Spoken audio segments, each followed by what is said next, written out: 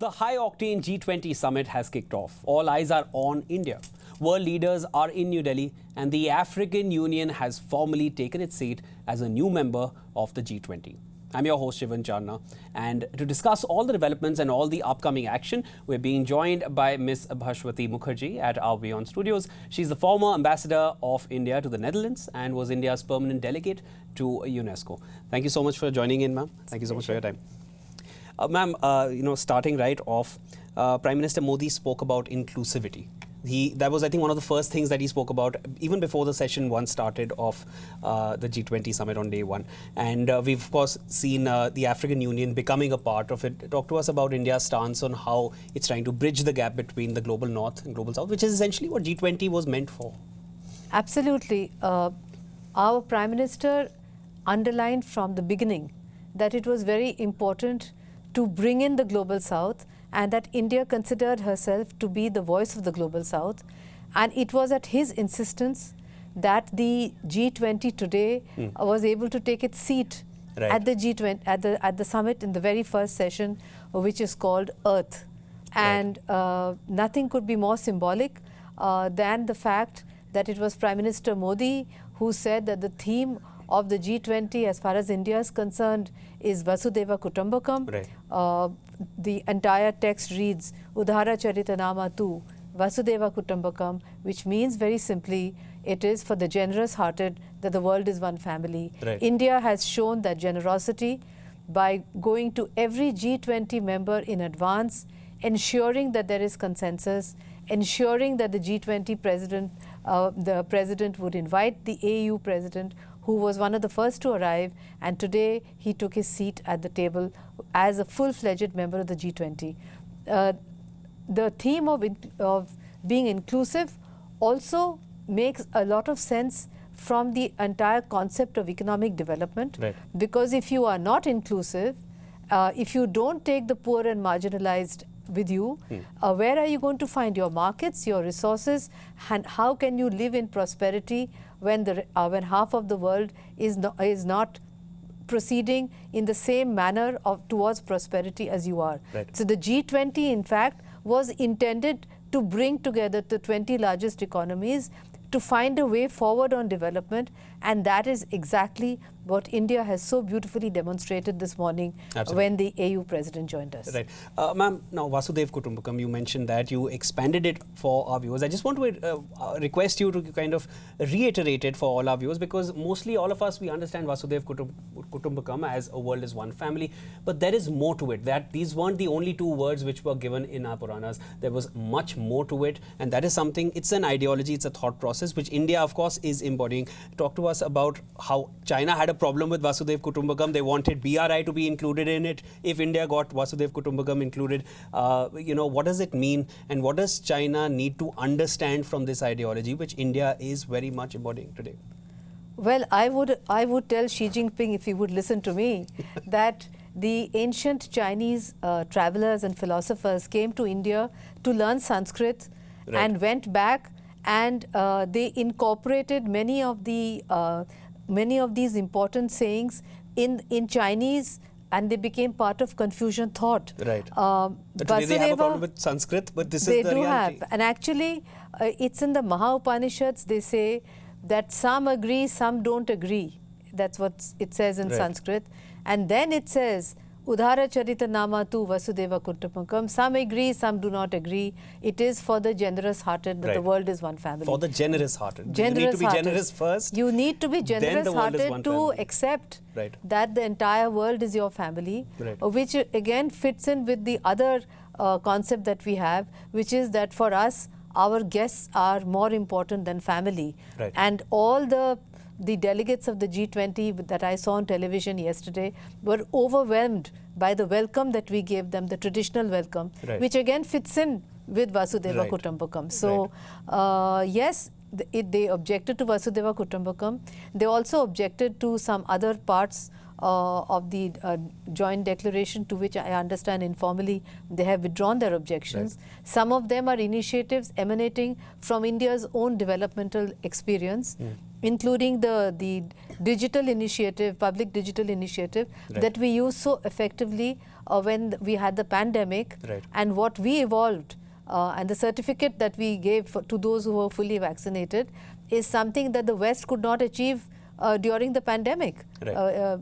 The fact that you could QR scan it and travel anywhere exactly. is something that India developed indigenously.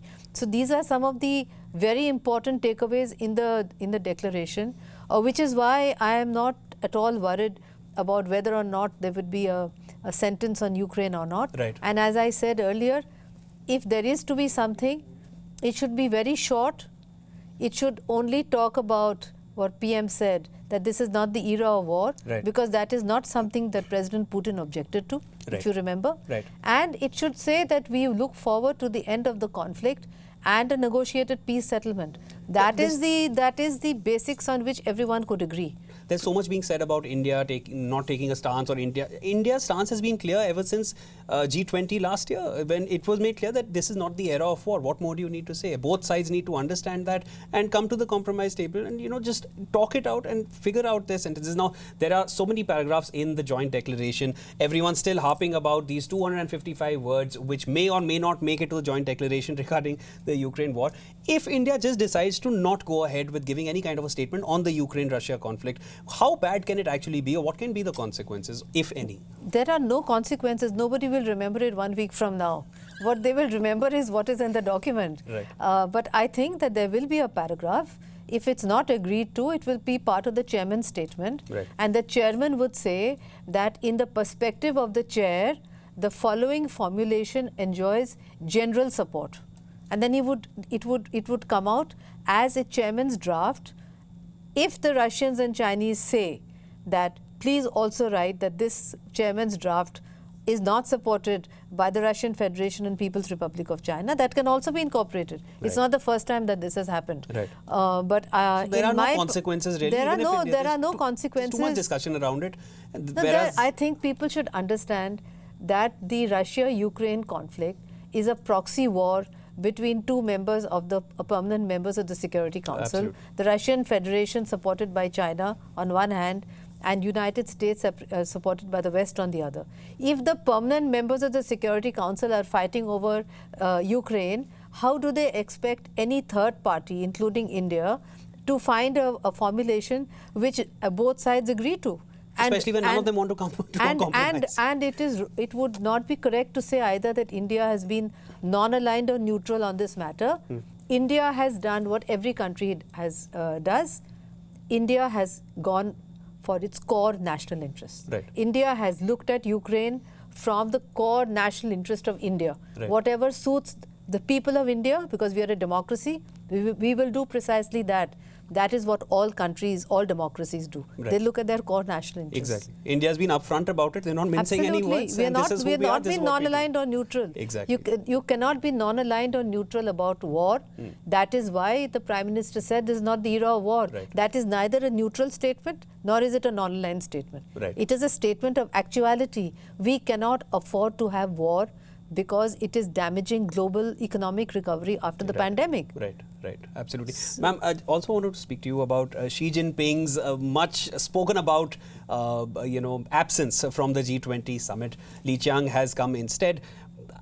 Xi Jinping missing the G20 summit in New Delhi, is it good or bad for New Delhi? And also tell me the same question, or answer the same question in terms of China. Is it good or bad for China? Is it good or bad for Delhi? It's not good for China that he is absent, because he is missing the opportunity of talking to many of the leaders here on issues which are too sensitive to be talked about on the telephone or in writing. He could have had bilaterals with them. Right.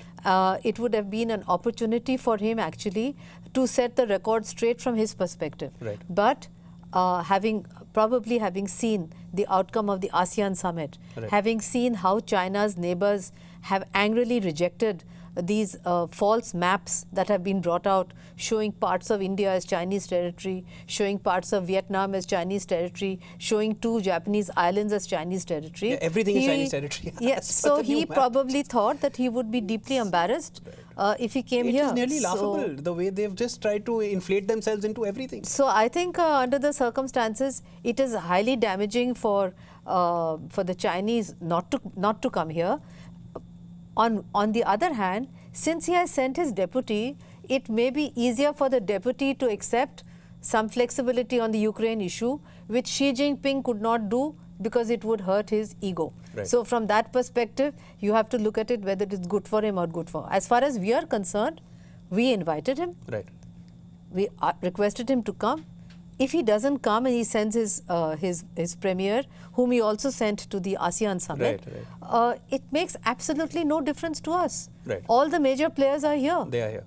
All the countries with whom India has important strategic partnerships are here. Absolutely. There are countries with whom we have difficulties who are here. That includes the head of state of Turkey. All the important major players in the Arab world are here. The president of the African Union is here. The Japanese are here. The Australians are here. So I think it's a hugely successful summit. The summit, and if it's anyone's loss, it's China's loss that Xi Jinping has not. And I would like to quote from the Rig Veda. Absolutely, I about wanted the Delhi summit, Yes. to say that what India believes in, apart from Vasudhaiva Kutumbakam, is this verse from the Rig Veda which says, "May the stream of my life flow into the river of righteousness. Loose the bonds of sin that bind me. Let not the thread of my song be cut while I sing, and let not my work end before its fulfillment." And I think on that verse from the Rig Veda, India would conclude the summit with a declaration which has everything on how the world can become more prosperous and developed.